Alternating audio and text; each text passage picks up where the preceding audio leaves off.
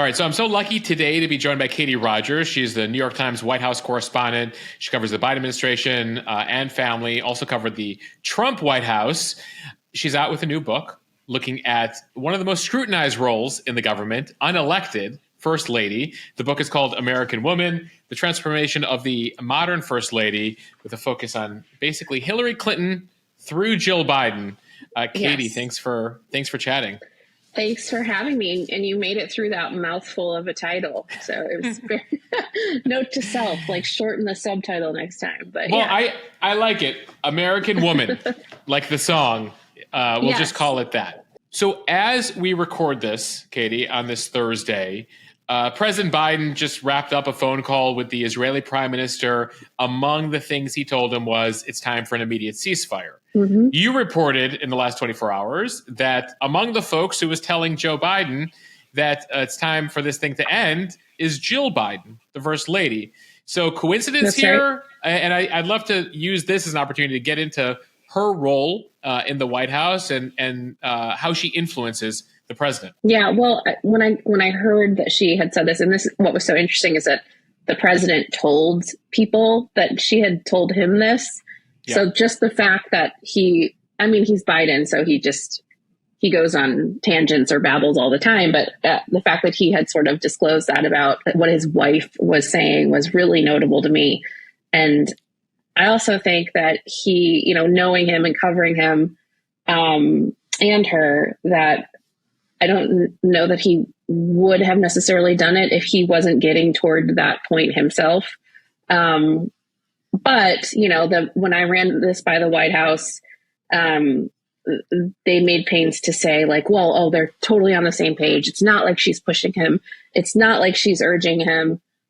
But my point to them was like, she is though. Like she's telling him, stop it, put an end to this. And she's saying it really directly. And he's telling other people that. So, you ask about her role. She's one of the few people in his orbit who can kind of just say things like that. Like, stop it, Joe, like stop, other people around them have been around them for some of them decades. They work for the Bidens. They work in service of the Bidens, not saying they can't give honest feedback, but it's a little different for them to do it versus someone who has been alongside him for decades.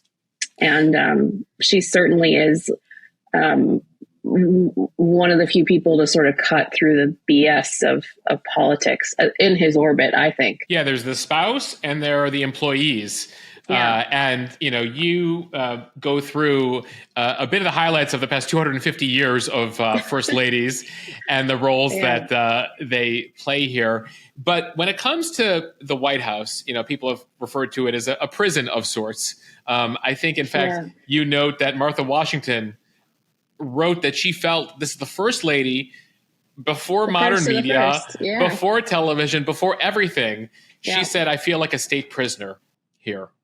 That's right. And I mean, it's kind of an interesting, it's a privileged life. So I feel like I should preface it by saying, like, of course, it's a privileged life. They get a lot of things taken care of you for them. You have a chef and you have a driver and you have a staff. Yeah. But you're also plopped, you're taken from your home and like sort of the place where you identify with and campaign. Like Delaware is like so ingrained in like who they are, right? And they were never really Washington creatures in this case, the case of the Bidens, right? And you go from that to this militarized complex where you can't open the door unless the Secret Service clears out the yard for you, Yeah. So it is a little bit like a gilded cage. Presidents hate it too, but Biden doesn't enjoy it either. But first ladies have historically just really not enjoyed, because they're not the ones who ran. They're the ones who helped and believed their husbands could win, but they're not the ones who necessarily signed up for it or had the ambition. Right. Some through the years were very reluctant, in fact, pushed against their husbands running for president. Yeah. I mean, I think ultimately all of them, like, it's hard to think of any of them who didn't believe that their husbands could be, but like, that's different than fulsomely campaigning, right? Yeah. Like somebody like Pat Nixon, for example, probably would have preferred a much different life. Somebody like Bess Truman, who was did very little as first lady and loved to go home to Missouri. I'm getting off on a tangent, but they're interesting Melania, people. for example. Melania, for example, yes. Yeah. But, the thing that's interesting about her is she knew Trump could win and told him essentially, stop talking about it. Like, stop talking about it. Run for president. If you think you can win, then run. Like, stop. Because he was toying with it for years. Yeah. So she was an interesting one in the sense that she was just like, I don't want to hear about it anymore. Like, either do it or stop talking. And then he did it. Ultimately, the White House, the president goes to work in the West Wing. Then he goes upstairs to the residence. And that's where he sees his spouse, pretty frequently when they're not traveling. You write, there's a quote from Jill Biden. I think he trusts my intuition as a spouse, not as a policy person or advisor. So explain that. How does she navigate that? Yeah, I think it goes back to what we were just talking about a little bit, like being able to cut through all of it, because at the end of the day, she is looking out for him and concerned for him in ways that the others are not. Like, she is highly attuned to his legacy, for example. Like, she knows that something like Gaza could be a black mark on his record the longer he continues to let Israel sort of attack and without precision and sort of with impunity. Mm-hmm. So she is, highly interested in keeping sort of the Biden legacy intact. Does that make sense? Like, she probably more than any of the others, maybe Hillary Clinton, but she's political. She's been around a long time. She's sort of a classically trained political spouse in the sense that she's been campaigning and running alongside him forever. And she's out in the country and she hears a lot from donors. She, as a teacher twice a week still, she takes a lot of this back to him and is she's actually able to get out there in the real world and give Joe a sense of, hey, this is how people are actually talking about this. Yeah. And, people sort of have said first ladies serve as a gut check for the president. Do you really want to do this? Do you really want to do this? And she is very much in that sort of, mold. Well, it comes as, the other big story we've been following is his decision to run for re-election, despite the fact that, he's already the oldest president. By the end of a second term, he'd be 86.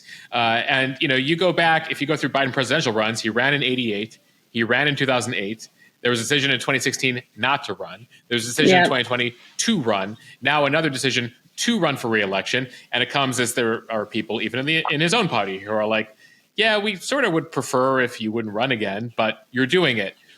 What have you learned about the role she played, especially in this decision to go for it one more time? Yeah, well, I think, again, she is somebody who, when I talked to her for the book, she had said, I see what he went through as VP. Now I see what he goes through as president, and sort of said he goes through briefing books. She opened her hands and was like, the stack is this big every night. He's reading his briefings all night long. And that compounded with the fact that he's the oldest person to ever have the job, she's concerned about the wear and tear on him, as are other people in that family. But ultimately, Trump played a huge factor this time around. As he did last time. I mean, I think that she and Joe Biden have a personal dislike of him, as well as a belief that he is dangerous. And you explained in 2020 that one of the reasons that she was actually like, okay, go for it one more time, was this personal disdain for Trump. Yeah. I mean, I think that he attacked, I know, we all know he attacked their family, contributed to the Where's Hunter campaign, suggested that Joe Biden is mentally gone or unfit, did nothing to sort of silence the conspiracy theories that he abused children, for example. That's sort of rampant stuff even now, that, Trump either helped further or did nothing to silence. And the Bidens have a very, they have had a visceral reaction to that. And I think that they, on top of how they feel about what he has said about their family, they think he's a threat to democracy and a threat to women, a threat to minorities, immigrants, and all the things that sort of comprise this modern country we live in. So I think, there's personal on top of a concern for what could happen. And, whether this is right or wrong or accurate or not, they both believe, everyone around them believes, that he is the one who beat Trump in 2020, and he's the only one who's proven to be able to do it. So they think he should do it. And they're putting a lot of the age concerns to the side. Do you get the sense that there was a real debate there? Like there was a real chance that he was going to hang it up after 4 years? I got the sense a little bit before the midterms, but I think the midterms kind of, I think the Biden camp took the midterms as a sign that, there was appetite or at least receptiveness to another term. Because in the 2022 midterms, the sense was there's going to be a red wave. Republicans are going to take over Congress. And it didn't turn out that way. And so they sort of, I guess you're saying the first lady and the president saw that as a victory of sorts for them. Yeah. And not just them. I think everybody around them thought, hey, there's a lane here. There's an openness. We should take it. And, after the midterms, I stopped kind of hearing as much reservation from people. Not that I think the posture was always pretty much like we're here for 8 years, but there were some people in that orbit who, you could sense that there was a little bit of a, not uncertainty, but just, maybe, So, but that's been gone for quite some time. So they are, despite, the random theories, conspiracy theories, et cetera, or hopes and aspirations from disenchanted Democrats or independents out there. It's April too. It's too late. Yeah. I mean, we're locked in. The country is locked in. There's theories about a convention. He drops up before the convention and they have an open convention. Yeah. These are sort of pie in the sky, right? I think so. But I think voters in America is like, these are our two, this is what's happening, happening. And I mean, possibly I've heard those theories too. I've heard all sorts of crazy stuff. Like it's that's not crazy, but the conspiracy theories on sort of the other end of the spectrum are nuts. I was going to ask you about that because one involves another first lady named Michelle Obama, right? Jumping in as the candidate. Yeah. One of my colleagues wrote a story about that. I think he was in Iowa and basically everyone he talked to was like, oh my God, it's going to be Michelle Obama. And, I don't, knowing again, my reporting for this book, she has no interest in this. I don't think she ever wants the door completely slammed. It's just interesting that, interesting that there's a part of Michelle Obama that likes to leave the door cracked open despite her disdain for politics. I just think that it's never quite been a resounding, never, never, never. It's just no, this is silly. This is silly. That there's a semantic difference to me, I think. But I mean, I think she has no interest. She's a great politician, is effective at what she does, but I don't believe or think she has an interest in running for the presidency. I just think, she has an awareness of how popular she is all I'm saying.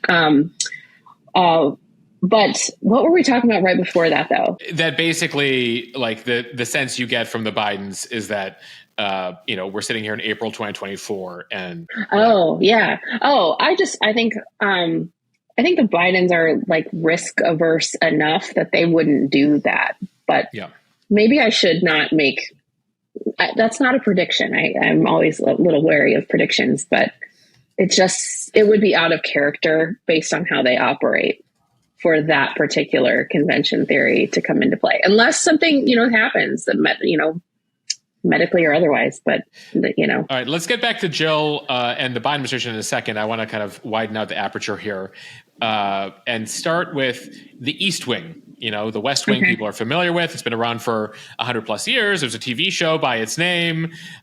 We see it on TV every day. East Wing, much less. Explain what happens inside the East Wing. Depends on who's first lady.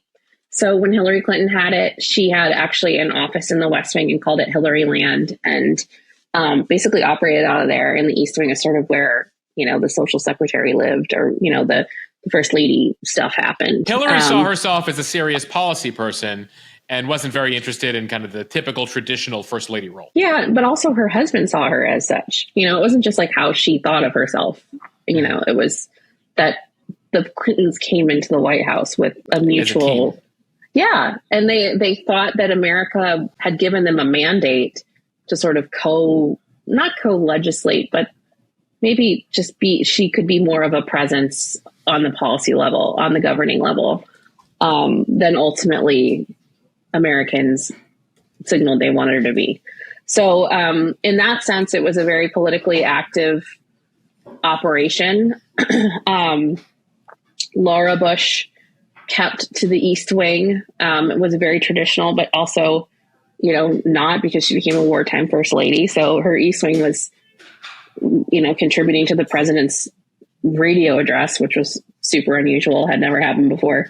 Michelle Obama's East Wing operated as, it was like, they were like the Marines, like super disciplined, super, like, if this doesn't involve her East Wing, don't pull her into it. Like, don't pull us into random West Wing stuff. Like, we're doing this.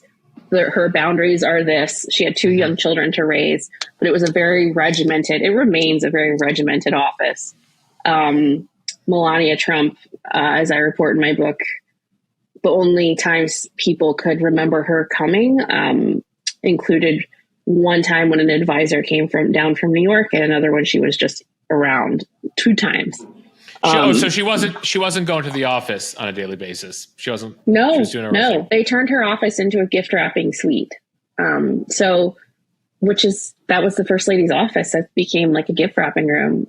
So that tells you just about how active that East Wing was. It wasn't very. I think a lot of her aides sat around wondering what exactly the first lady did with her time. That's actually something one of them told me verbatim, was like, we'd ask ourselves, what is she doing up there? She was in the residence a lot. Mm-hmm. Jill Biden is another pretty regimented East Wing, although she doesn't have an office in the West Wing, but she is, like, a lot of their aides have been with the president for a long time as well. So her communications director was with Joe Biden when he was a senator. One of her senior advisors has been with them since the 2008 campaign. So a lot of them know the president and have been with the president longer than a lot of the people in the West Wing. So it's a very, what Jill says goes environment. Her officials are on every senior call in the morning with West Wing officials. It's a much more, synergized White House, I think. Although every West Wing will be like, it's the East Wing. They're just doing those state dinners and the China patterns, and they sort of are dismissive. That's the dynamic with every White House, including this one. Mm-hmm. But, I think that this first lady is pretty involved and influential.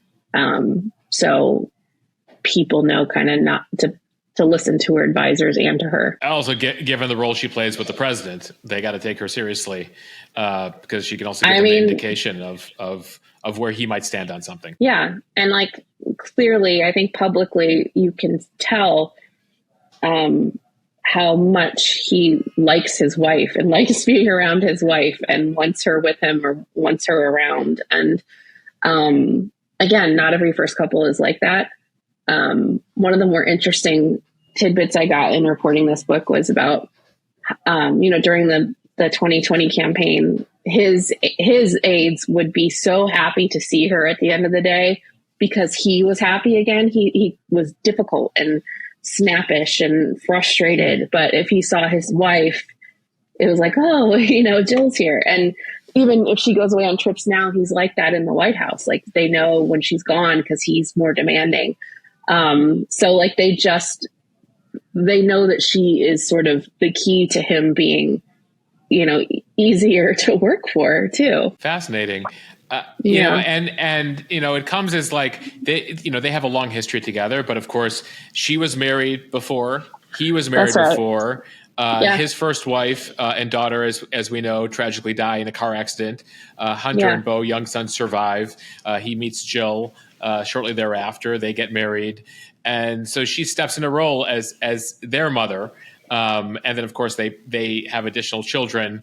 Explain what you've learned about Jill the mother, in addition to, as we've been talking about, Jill the wife. In the same way that she's a wife, she's incredibly loyal to her kids and her grandkids.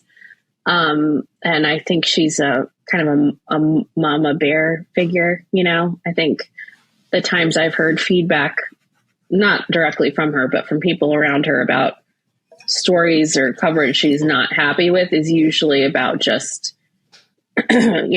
feeling like her family was not treated well or covered well. So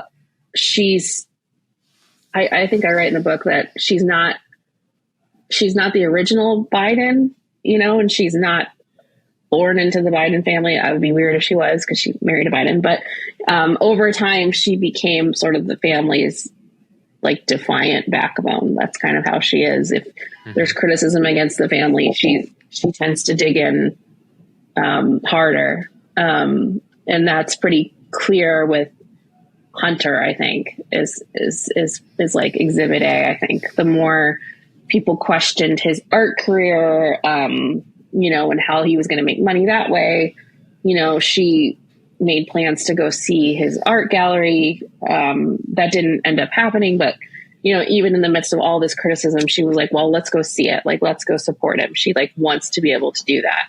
And he's had a lot of problems with substance abuse and addiction. Right. And, she's been the voice in the family to get him help, to sort of bring him into the fold at the lowest point of his addiction. And, I come from a blended family too. And I think, what's remarkable about her or people in dynamics like this is that she doesn't see the step, she just sees this as a person she's raised since childhood who's in pain. And that's actually one of the reasons I was fascinated with her at the beginning of this project. Like, I saw her as actually really modern. She doesn't have a traditional family. She's been divorced. Mm-hmm. She like helped bring this family together and like also maintained her identity as a teacher, sort of held her own in a family that is centered around Joe, Yeah. So yeah, that's kind of like how she operates within that family. She's at the center of it. Yeah. I mean, Hunter's been the focus of, constant investigation going back almost a decade now. Yeah. And of course, very public, we've seen the leaked photos, the drug abuse, the legal issues that he's faced. Yeah. And, it continues, right? It continues as we speak on Capitol Hill with the, House committees investigating and looking at potentially impeaching her husband over his relationship with his son and what happened there. How has she dealt with the Hunter situation specifically? And does she approach it different? Do they have different roles, her and her husband, as far as managing the Hunter situation? And, where do they see things right now? So I think Hunter is in a different place than he used to be. So in terms of he's got so much going on legally that he literally lives in California. I did a story on Hunter and Joe's relationship last year. He lives in California. He has this benefactor who is a Hollywood entertainment lawyer who pays for, fronts his lifestyle essentially. And that this this is maybe like very in the weeds. I don't know, but it's like it's deeply interesting to me, but I don't know. This attorney, his name's Kevin Morris, has his own ideas of how Hunter should be defended. They brought in Abby Lowell, who's this like Washington scandal lawyer. A long-time Washington attorney, been involved in almost every major story. Yeah. Wait, so this other Hollywood mogul, he's sort of like another father figure for Hunter beyond Joe? They sort of view themselves as brothers because they're kind of close in age. And this guy's from Pennsylvania originally, big Joe Biden booster, supporter. Mm-hmm. So basically there was a difference in approach to how Hunter should be defended, facing all of this. And there was the Hollywood lawyer camp, Kevin, and, the camp around Joe Biden, involving, his personal attorney, Bob Bauer, who found Hunter's initial attorney. And there was a little bit of tension.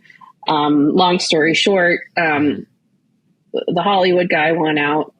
And a lot of the communications on a little bit of a like need to know basis, I think, between the Bidens and their son right now. There's more distance. He's taken a much more aggressive stance There was let's ignore them for a while, and then there was like we need to fight back. Exactly.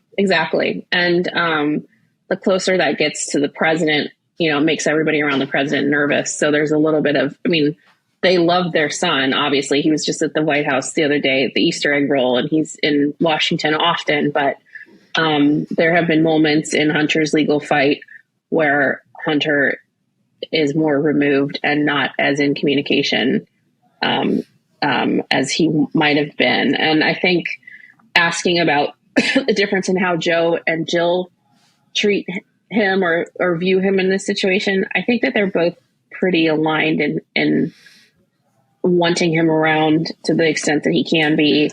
She told me she checks in on him all the time. I think they're both incredibly loyal to him and think that he's being, attacked. His life has been sort of splayed across the internet. So I think that there's a lot of anger over that, and also, worry about him. He is an addict, and right. I think that they're both worried about him. I don't know that they might have approached him differently when he was in sort of the throes of addiction, but I think right now it's sort of keep tabs on him, make sure he's okay, and then just they have to believe that he's going to be okay. It speaks to one of the questions that you get at in the book, which is, as the first lady, how do you watch the person or family you love most criticized and out there, ridiculed publicly? What did you learn about how different first ladies approach that viewpoint, and what it requires of them to be able to, again, like, watch the people that you love the most, just out there, with people shooting arrows at them? I think that they all have a really hard time.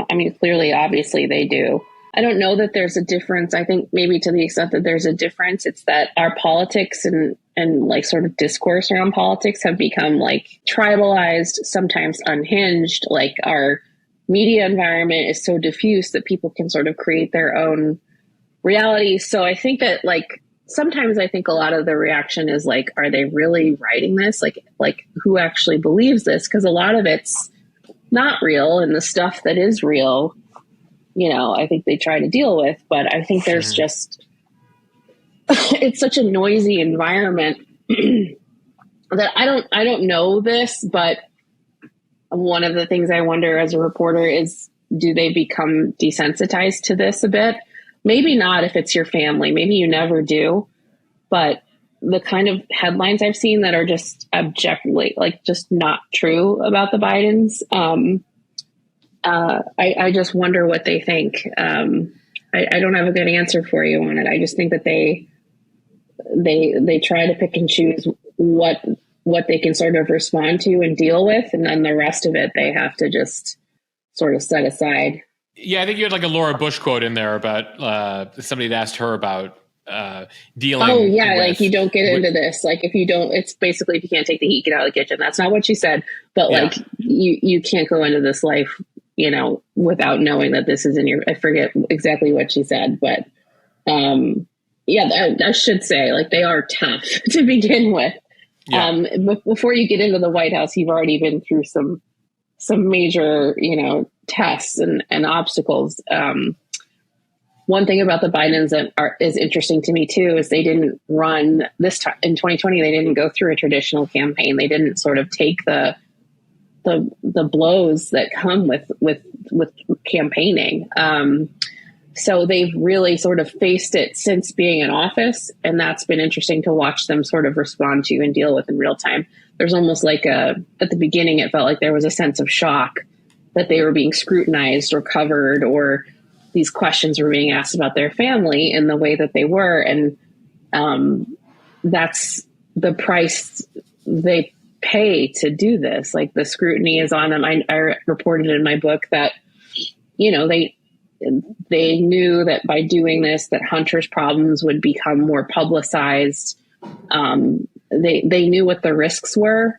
Right. Would there have been a special prosecutor? Would Hunter Biden be indicted right now on multiple charges? Like, would any of that be the case if his dad wasn't president right now? Right. I don't know that you could have ever anticipated the degree to which he has been sort of raked over and investigated and is facing all sorts of different legal challenges. But, they certainly knew that these problems of his could become much more publicized than they were. I mean, they were whispers back then. I mean, it's hard to remember now, but, but they made that bargain. And like, sometimes things unfold in ways you can't predict. When you run for office, you drag the family, in modern politics, you drag the family in there with you. Yeah. Speaking of someone who was in it and out of it and might be back in it, what do we know right now about Melania Trump in terms of, well, first of all, if there's anything more to say about her first stint as First Lady,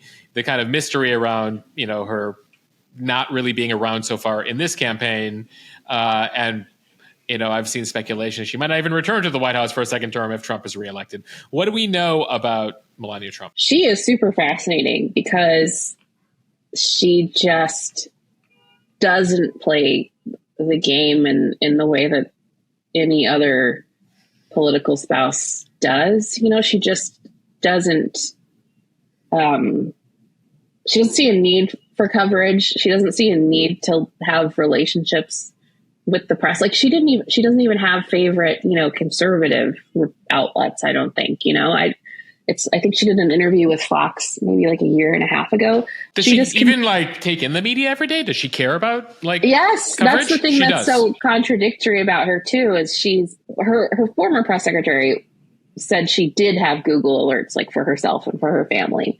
Had Twitter lists, was on Twitter all the time. Social media all the time. I've talked to people who spent time with her in the White House really recently. Like I just keep finding people turning over all these stones who would say, she was constantly scrolling Instagram, but of photos of herself, like coverage of herself, from all these fan accounts. So I'm going on a tangent, but she's fascinating. She likes being First Lady. She likes the role, and is proud to have been First Lady. Which, people around her are like, yeah, of course she'd do it again. But if you ask them like, well, would she go to Washington and live in Washington again? That's when they're like, well, I don't know. Like she is really invested in Barron's life and settling Barron. And, they kind of always lean on Barron, who's now in college though. So I don't know. It just seems like more of an open question. Especially because Barron he's a freshman in college or about to be a freshman in college? I think he will be. I think she spent the last year helping him search for colleges and get in. I think he will be. Let me just make sure. Yeah, I think he's going into college. So I think you'd have a situation where she's the First Lady, and maybe I can't predict the future, but she took her time the first time. She knows that she can do that.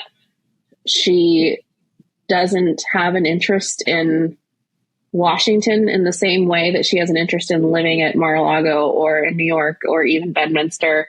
Mm-hmm. So knowing what I know about her is that we could have a situation where we have sort of a commuting First Lady,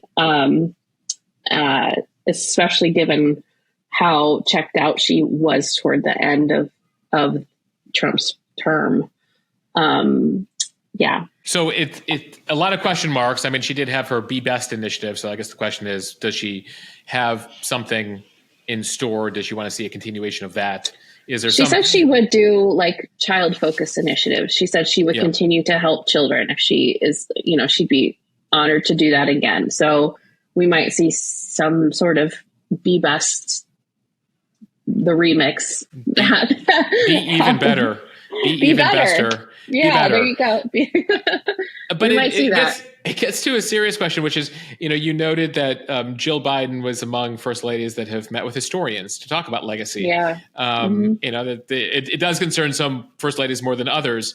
I guess looking at it now, I mean, we're 40 something first ladies in, but at the same time, even in the group that you delved into in the book, it seems like pretty much each one starts with sort of a blank slate of who they want to be. There's no permanent changes to that office. Totally. Except I guess the permanent change now is we have somebody who's worked, who's going to work every day. that seems like a permanent change because now there's a blueprint to do that. Which means whether we get Melania Trump or Jill Biden again, or that could Cheryl be an Hines. option. Anybody, that person could have, a precedent to keep that part of themselves functioning, which is, it's 2024 and it took till 2021 for that to happen. It's pretty remarkable. As you were writing this book and researching the book, I mean, you cover this stuff on a daily basis. What are the things that surprised you most in your research here? I think it surprised me the degree to which Melania Trump really wasn't engaged. I think her staff often told me and us when we were reporting on the Trump White House that she did a lot more behind the scenes, or, she was constantly doing A to Z. But really, even among her staff, there was just daily questions about what she actually did with her time. So I think I knew that she wasn't traditionally engaged, but I didn't know that she, spent days in her robe, for example, or online shopped all the time and read Twitter. That was surprising to me. And it was interesting to sort of paint that picture. And then it surprised me, and it shouldn't have surprised me because Jill Biden has said in her own words, I'm the family's grudge holder.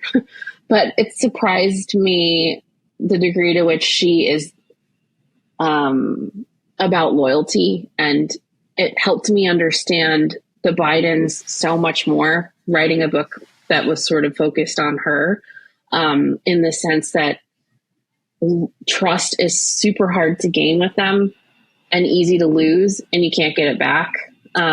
So exploring that dynamic with her, but also the family, it gave me a much better understanding of how to cover this White House too. Mm-hmm. And so I think those are the two things.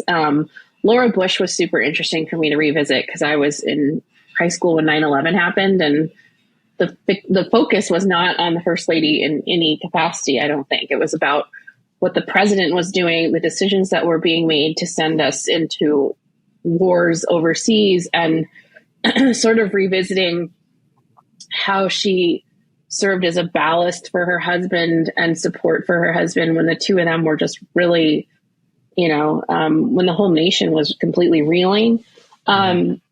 Understanding more about her upbringing and her sort of psychology.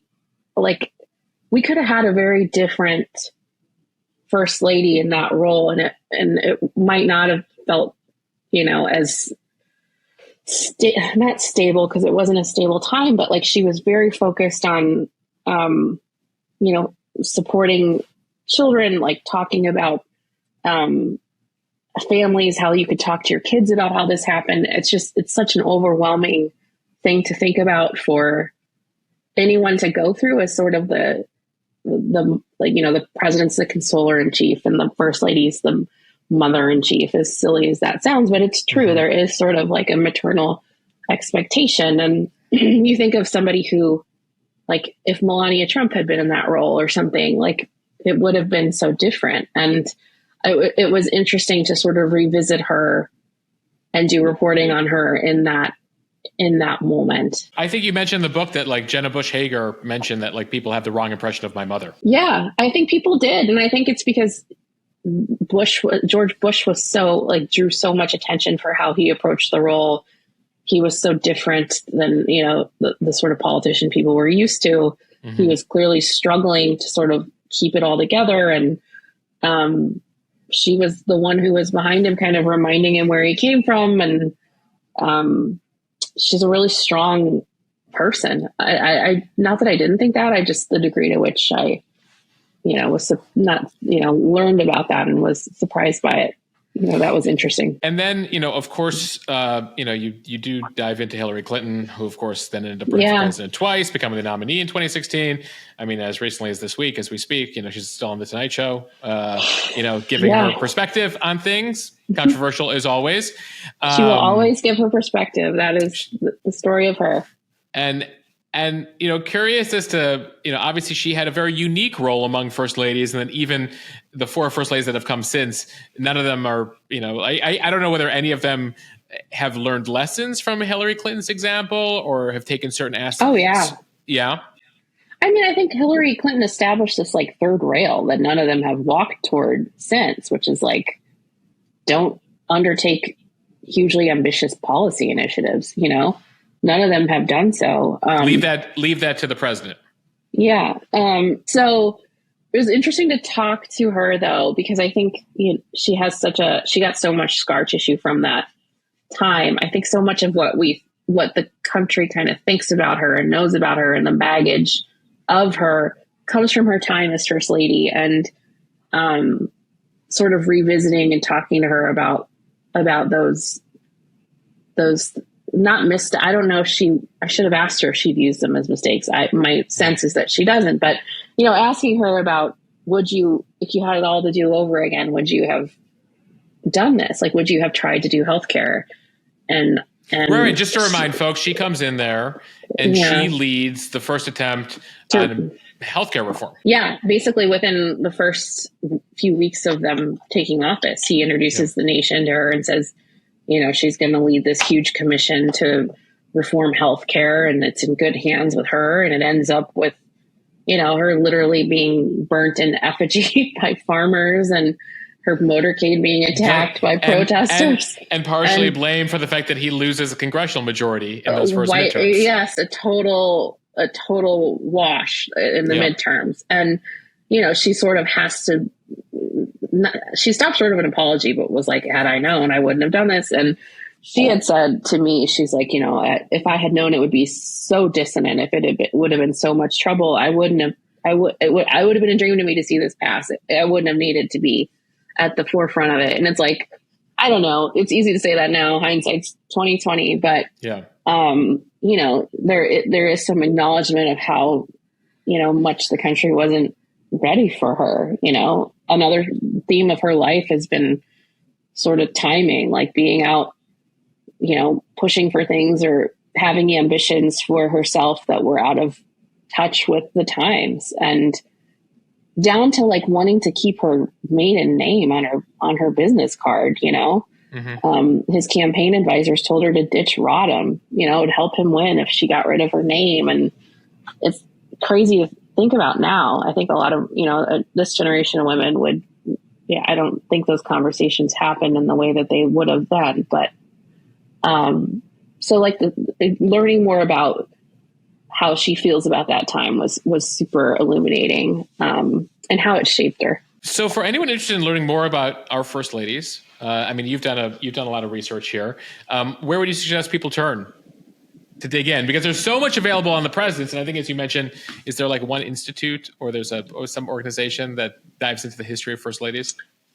American University has a First Ladies project run by Anita McBride, who is one of the people I talked to for the book. She was Laura Bush's chief of staff and has recently written a book on First Ladies. So there are also some really good, like the Smithsonian has some good content and material on First Ladies. There's a book called First Women. Sorry, I'm looking at my stack of research. If you're not watching on YouTube, Katie just like looked at her stack of books. So First Women is the other book. Okay. Yeah, by Kate Anderson Brower. She's a historian. There are so many really good First Lady historians. There's this book, and I wish I had written this book called The Matriarch by Susan Page about Barbara Bush. And I didn't really heavily feature on Barbara Bush in my book, but I did a little bit. And the little bit I focused on her was like, she's a super interesting figure. So yeah, I think I would start there. Thanks for chatting.